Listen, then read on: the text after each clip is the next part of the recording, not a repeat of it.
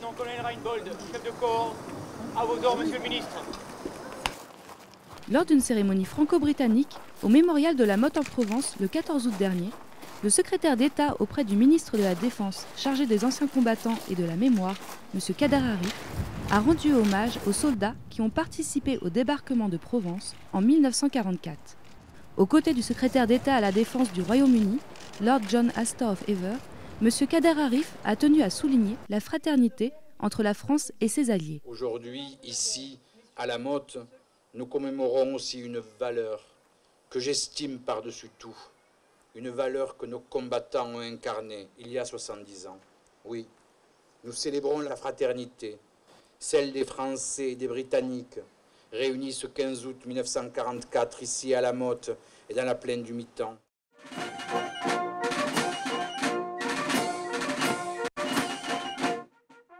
M. Kader Arif s'est ensuite rendu au mémorial de l'armée d'Afrique à Saint-Raphaël, où il a remis 8 décorations de la Légion d'honneur aux vétérans et aux résistants français.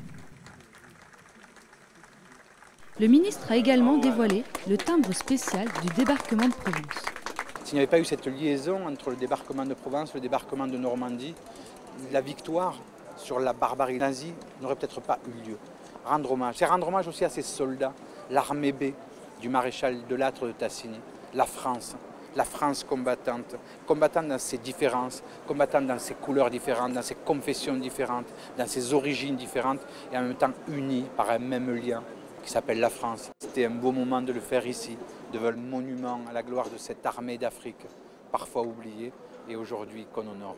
Nous les Africains qui revenons de loin, venant de nos pays pour sauver la patrie.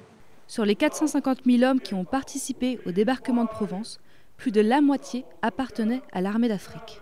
On va au combat avec des frères d'armes et on en devient des frères d'âme. Et c'est assez formidable.